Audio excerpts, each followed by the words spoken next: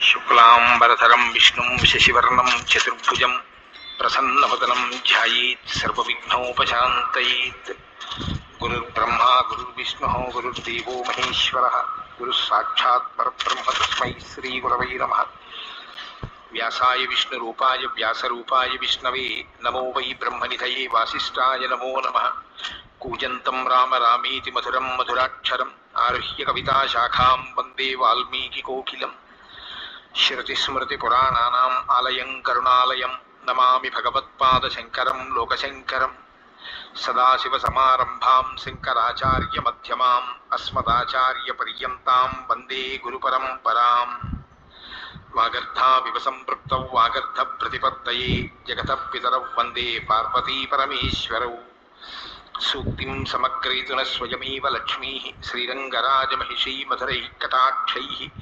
వైదగ్ధ్యవర్ణకుడగుంభనగౌరవైర్యాం కండూలకర్ణకుహరాः కవయోధయంతి.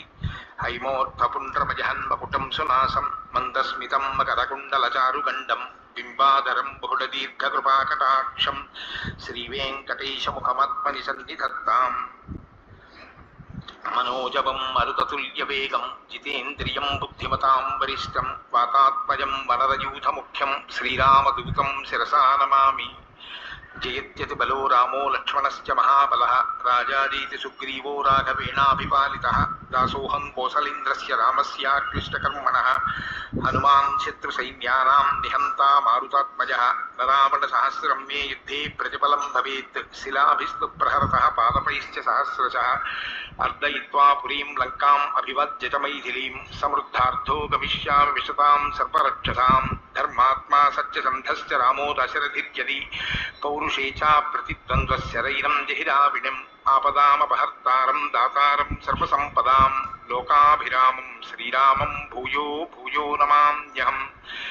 శరజ్యోత్సనాశుద్ధాం శశీతజటాజూటమకుటాం వరత్రాసత్రాణస్ఫటికఘటికా పుస్తకకరాం. సకృన్నత్వా నత్వా కథమివ సతాం సన్నిధతతే మధుక్షీరద్రాక్షా మధురిమధురీణాః ఫణితయః. హరి ఓం.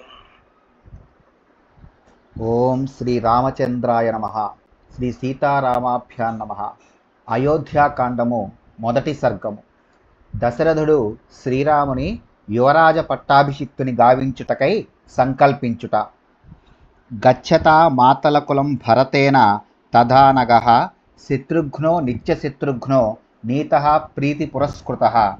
భరతుడు పెద్దల అనుమతి గైకొని తన మేనమామ ఇంటికి వెళ్ళుచు పుణ్యపురుషుడు జితేంద్రియుడు అయిన శత్రుఘ్నుని పరమప్రీతితో తన వెంట తీసుకొని వెళ్ళెను. స తత్ర న్యవసద్భ్రాత్రా సహ సత్కార సత్కృతః మాతులేనాస్వపతిన పుత్రస్నేహేన లాలితః. భరతుడు తన మేనమామ గృహమున శత్రుఘ్నునితో సహా బంధుమర్యాదలను ఆదర సత్కారములను పొందుచు అచట హాయిగా నుండెను. యుధాజిత్తు శత్రుఘ్నుని పుత్రవాత్సల్యముతో భరతుని కంటే మిన్నగా లాలించుచుండెను. యుధాజిత్తు ప్రత్యేకముగా అశ్వదళములపై పర్యవేక్షణ చేయుచుండు వాడగుటచే ఆయనకు అశ్వపతి అనియు నామాంతరము గలదు. తత్రాపి నివసంతౌ తౌ తర్ప్యమాణౌ చ కామతః భ్రాతరౌ స్మరతాం వీరౌ వృద్ధం దశరథం నృపం.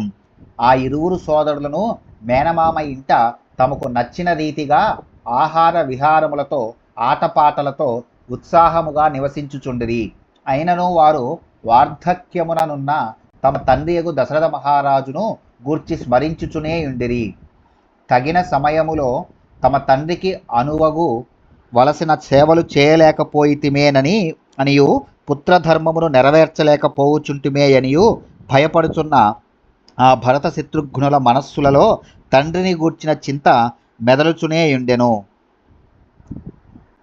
రాజాపితౌ మహాతేజాః అస్మార ప్రోషితౌ సుతౌ ఉభౌ భరత శత్రుఘ్నౌ మహేంద్ర వరుణోపమౌ.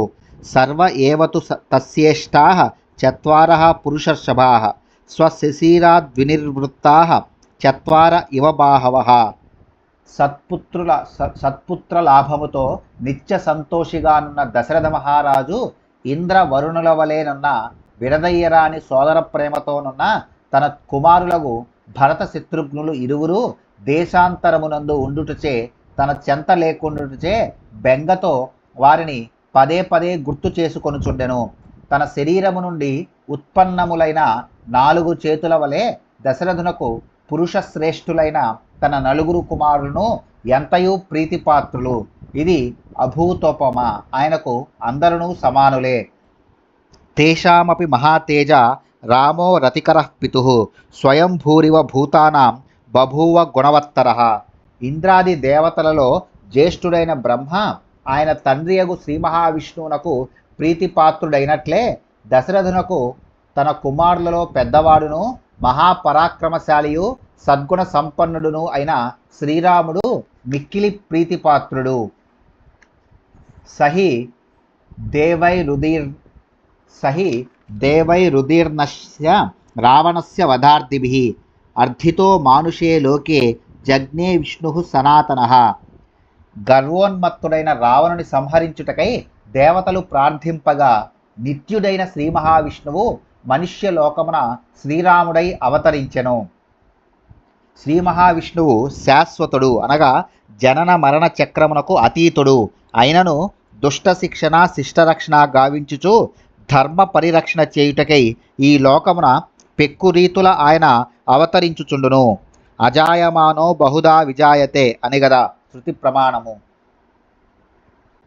కౌసల్యా శుభే తేన పుత్రేణామిత తేజస యథావరేణ దేవానాం అదితిర్వజ్రపాణిన. దేవతలలో ప్రముఖుడైన ఇంద్రుని తన తనయునిగా పొందిన అదితి వలె కౌసల్యాదేవి మిక్కిలి పరాక్రమశాలి అయిన శ్రీరాముని తన పుత్రునిగా పొందినదై పరమానంద భరితురాలాయను. సహి రూపోపపన్నశ్చ వీర్యవాననసూయకః భూమా వనుపమః సూనుః గుణైర్దశరథోపమః. శ్రీరాముడు లోకోత్తర సుందరుడు, మహావీరుడు, ఇతరులలోని సుగుణములనే గ్రహించువాడు, సద్గుణములను బట్టి దశరథుని వంటివాడు. ఇట్టి సాటి లేని సత్పుత్రుని గన్న కౌసల్యాదేవి అదృష్టమే అదృష్టము. సతు నిత్యం ప్రశాంతాత్మా మృదుపూర్వం తు భాషతే ఉచ్యమానోపి పరుషం నోత్తరం ప్రతిపద్యతే. రఘురాముడు ప్రశాంత చిత్తుడు, మృదుభాషి, కోపమును మాటనే ఎరుగనివాడు. ఇతరులెవ్వరైనను ఎట్టి పరుషోక్తులాడినను వాటిని ఏమాత్రము పట్టించుకొనడు. అంతేకాదు వారితో మృదువుగా అనునయపూర్వకముగా మాట్లాడును. యథార్థముగా అతడు తండ్రిని మించిన తనయుడు. కథం చిదుపకారేణ కృతేనైకేన తుష్యతి న స్మరత్యపకారాణం శతమప్యాత్మవత్తయ. మనస్వి అయిన శ్రీరాముడు ఏ విధముగానైనను ఏ రూపముననైనను ఎవరి వలననైనను తనకు ఏ కొంచెము ఉపకారము జరిగినను దానిని కొండంతగా భావించి మిక్కిలి సంతోషించెడివాడు. ఎవరి వలన ఎన్నెన్ని అపకారములు జరిగినను వాటిని గూర్చి ఏమాత్రము పట్టించుకొనడి వాడేగాడు. శీలవృద్ధై జ్ఞానవృద్ధై వయోవృద్ధైశ్చ సజ్జనై కథయాన్నస్త వైనిత్యం అస్త్రయోగ్యాంతరేష్వపి. రఘునందనుడు అస్త్రాభ్యాసము చేయునప్పటి విరామ సమయముల యందు మాత్రమే గాక ఎల్లవేళలను సదాచార సంపన్నులతోడను జ్ఞానవృద్ధులతోడను వయోవృద్ధులతోడను ఇంకను ఇతర సజ్జనులతోడను వివిధ విషయములను గూర్చి చర్చించుచుండెడివాడు. రాఘవుడు సదాచార సంపన్నులతో మిక్కిలి సూక్ష్మమైన సున్నితమైన ఆచార విశేషములను గూర్చియు జ్ఞానవృద్ధులతో వేదాంతపరమైన రహస్యములను గురించియు సజ్జనులైన వయోవృద్ధులతో పరంపరగా సాగివచ్చడి సంప్రదాయ విశేషములను గూర్చియు నిత్యము చర్చించుచుండెడివాడు. వీటిని గురించి అస్త్రాభ్యాసము చేయునప్పుడు విరామ సమయముల యందును చర్చలు చేసేడివాడన్నచో ఇక తక్కిన సమయముల యందు ఈ చర్చలు చేయు విషయమును గూర్చి వేరుగా చెప్పవలసినది ఏముండును. బుద్ధిమాన్ మధురాభాషి పూర్వభాషి ప్రియం వదః వీర్యవాన్ నచ వీర్యేన మహతా స్వేన విస్మితః. రఘునందనుడు ప్రశస్తమైన బుద్ధి గలవాడు, జనులు సుఖపడు విషయమును గూర్చి ఎల్లప్పుడూ ఆలోచించుచుండువాడు, అందరితో మృదుమధురముగా మాట్లాడుచుండువాడు, ఎవ్వరినైనను తానే ముందుగా పలకరించుచుండెడివాడు, శత్రువుల విషయమునను ప్రియవచనములనే పలుకుచుండెడివాడు, శరణాగతులను కాపాడుటకై దుష్టులను అణచివేయువాడు. ఎంతటి దుర్మార్గులైనను తనను ఆశ్రయించినచో వారిని క్షమించువాడు. తాను ఎంతటి పరాక్రమశాలి అయినను ఆవంతయు గర్వపడనివాడు. న చానృత కథో విద్వాన్ వృద్ధానాం ప్రతిపూజకః అనురక్తః ప్రజాభిశ్చ ప్రజాశ్చాప్యనురంజతే. శ్రీరాముడు ఎట్టి పరిస్థితులలోనూ అసత్యము పలికెడివాడు కాడు. సకల విద్యా పారంగతుడు. సచ్చీలురకును జ్ఞాన వయోవృద్ధులకును ఎదురేగి వారిని సేవించుచుండువాడు. ప్రజలను వాత్సల్యముతో సంతసింపజేయువాడు. ప్రజలకు ప్రాణతుల్యుడు. సానుక్రోశో జితక్రోధో బ్రాహ్మణ ప్రతిపూజకః దీనానుకంపీ ధర్మజ్ఞో నిత్యం ప్రగ్రహవాన్ శుచిః. దుఃఖితులను చూచినప్పుడు రాముని హృదయము ద్రవించుచుండెడిది. అతడు క్రోధమును జయించినవాడు. వేదజ్ఞులకు ఎదురుగా వెళ్ళి వారిని పూజించెడివాడు. దీనులను ఆదుకొనువాడు. సామాన్య ధర్మములను విశేష ధర్మములను బాగుగా ఎరిగినవాడు. నిత్యము నియమనిష్టలను పాటించుచుండువాడు. కలలో కూడా పరుల సొత్తును ఏమాత్రము ఆశింపనివాడు. యోర్థే శుచిః సహి శుచిః న మృద్వారి శుచిశుచిః. ధన విషయమున పవిత్రముగా ఉండువాడే నిజముగా శుచి అయినవాడు. నీటితో శరీర మాలిన్యములను కడుగు వేసి కొనినంత మాత్రముననే అతడు పూర్తిగా శుచి అయినట్లు తలంపరాదు. బాహ్య శుచిత్వముతో పాటు అంతఃశుచిత్వము కూడా ముఖ్యము.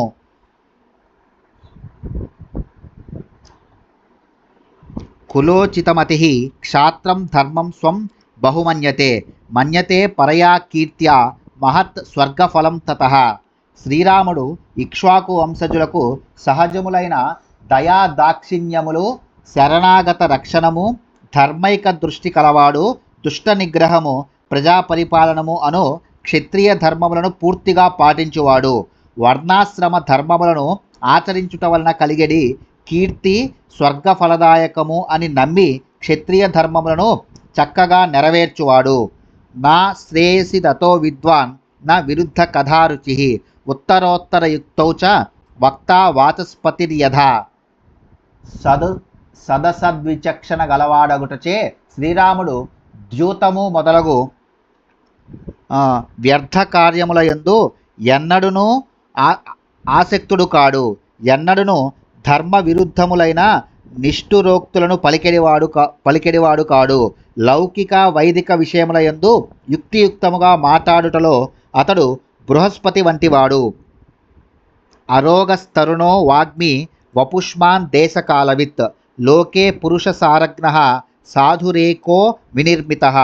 రఘునందనుడు మానసికముగా శారీరకముగా చక్కని ఆరోగ్యము గలవాడు. యువకుడు. ప్రశస్తముగా మాట్లాడువాడు. దృఢగాత్రుడు. దేశకాలములను ఎరిగి అధ్యయనాదులను కొనసాగించెడివాడు. ఒక్కసారి చూచినంత మాత్రముననే లోకమునందలి పురుషుల హృదయములను అభిప్రాయములను సమగ్రముగా ఎరింగెడివాడు.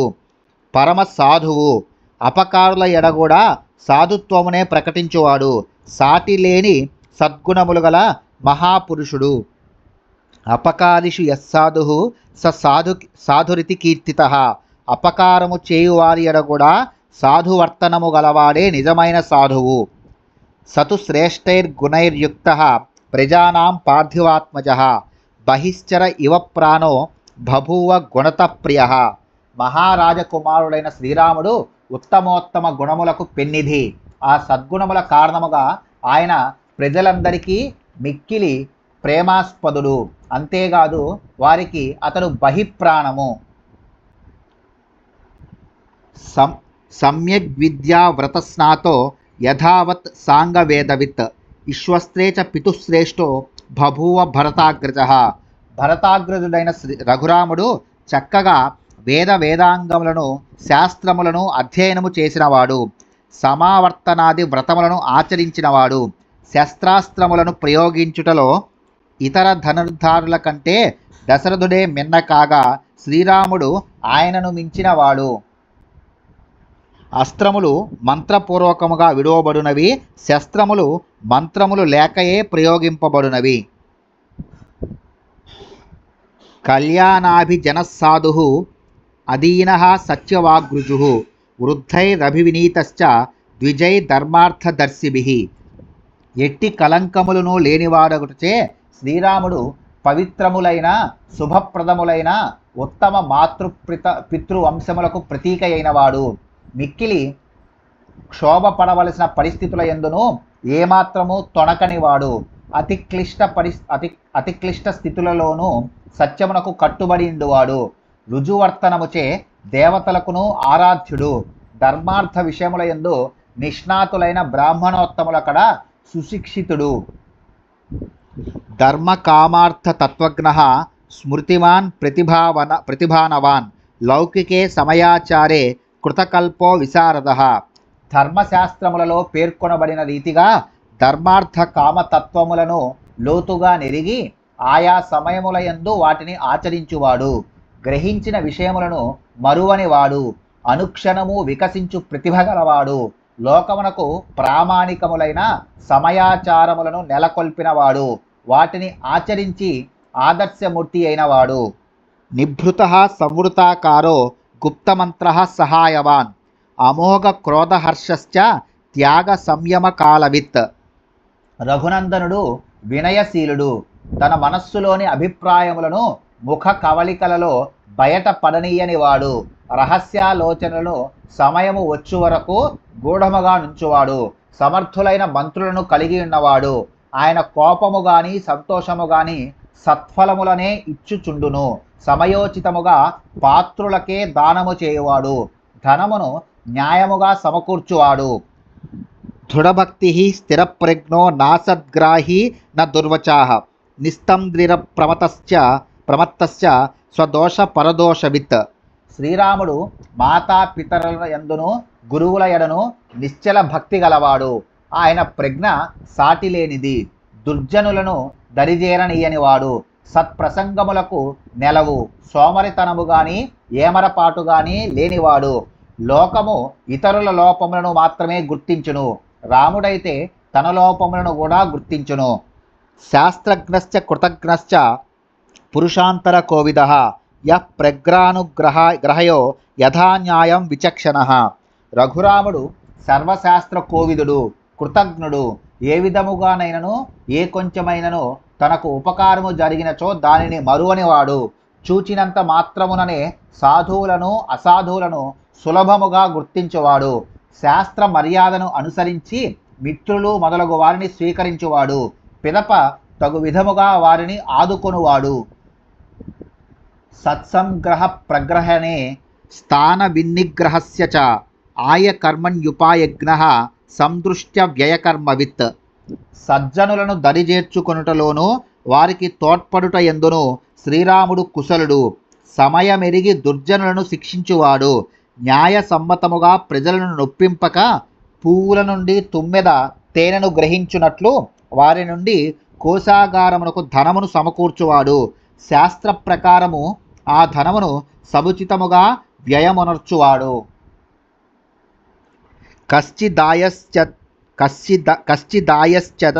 కశ్చిదాయశ్చార్థేన చతుర్భాగేన వా పునః పాదభాగై త్రిభిర్వ్యాపి వ్యయస్సంచోద్యతే బుధైః. మహాభారతము సభాపర్వము నుండి. తెలివిగలవారు ఆదాయంలో సగభాగము గాని పావుభాగము గాని కడకు ముప్పావు భాగము గాని వ్యయము చేయుదురు. అంతేగాని ఎట్టి పరిస్థితులలోనూ కోశాగారమునందలి ధనమునకు లోటు రానియరు. పూర్తిగా వ్యయము చేయరు.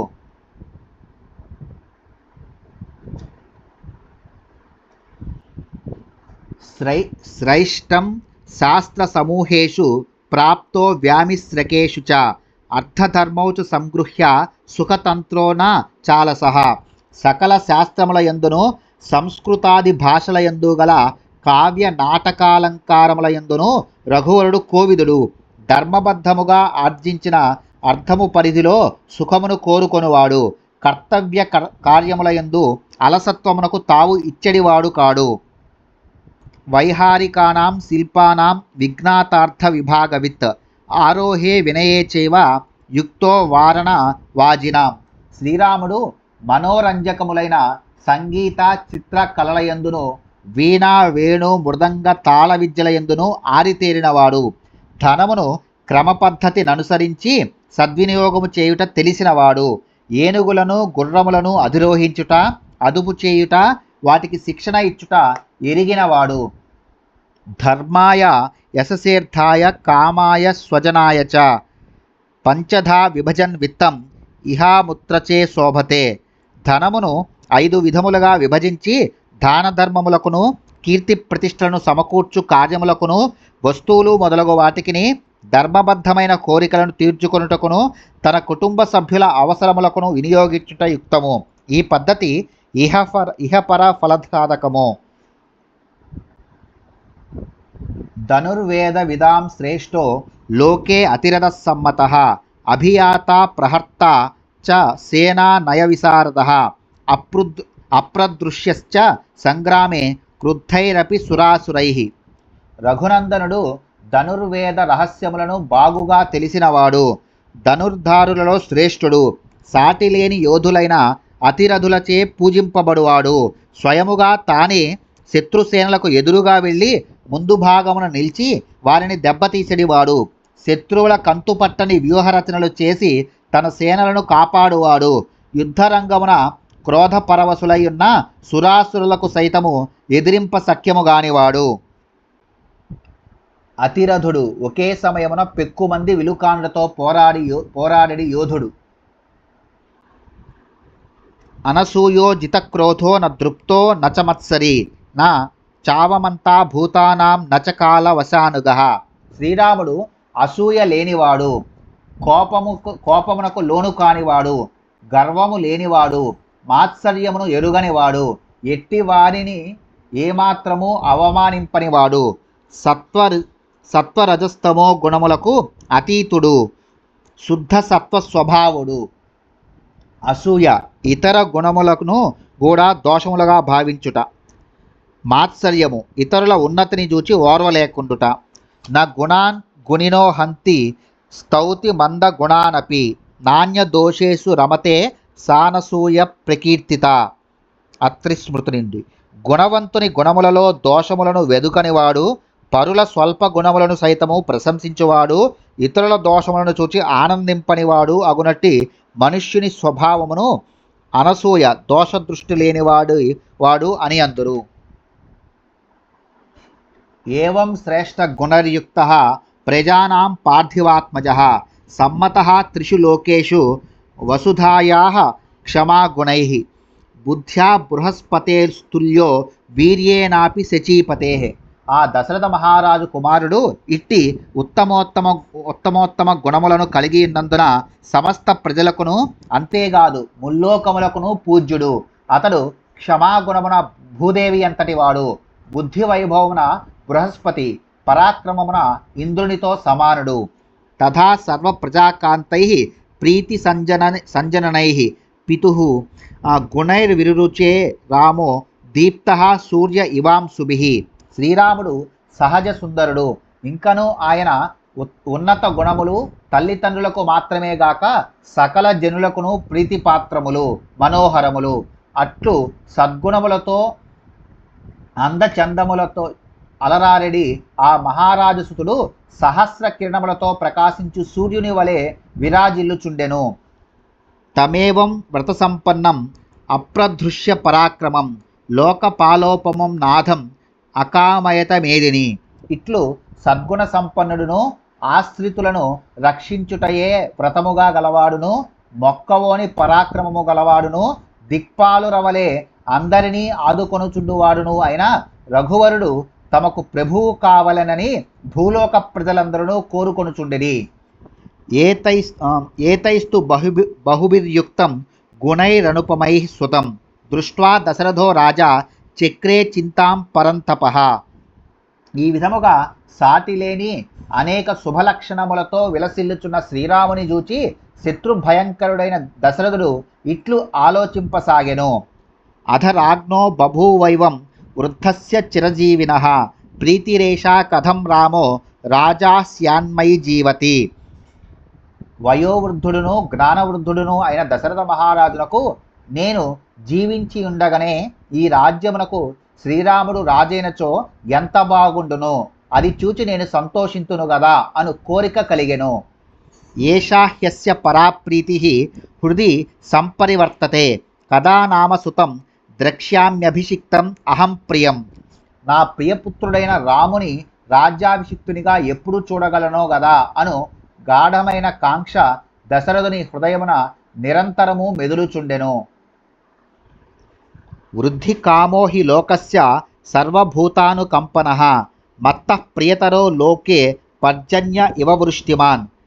యమశక్రసమో వీర్యే బృహస్పతి సమో మతౌ మహీధర సమో ధృత్యాం మత్తస్య గుణవత్తరః. మహీమహమిమాం కృత్స్నాం అధితిష్టంతమాత్మజం అనేన వయసా దృష్ట్వా యథా స్వర్గమావాప్నుయాం.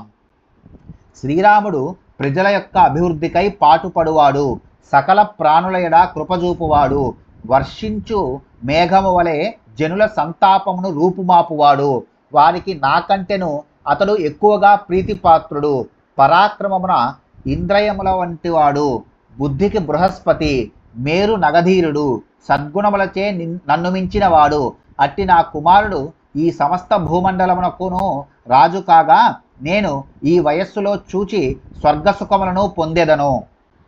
ఇత్యేతైర్వివిధైస్తైస్తైః అన్యపార్థివ దుర్లభైః శిష్టైరపరిమేయైశ్చ లోకే లోకోత్తరైర్గుణైః తం సమీక్ష్య మహారాజో యుక్తం సముదితైః శుభైః నిశ్చిత్య సచివైః సార్ధం యువరాజం అమన్యత.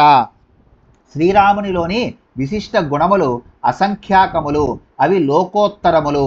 ఈ విధమైన ఆయా మహోన్నత గుణములు కాగడా పెట్టి వెదికినను ఇతర రాజులలో కనబడవు.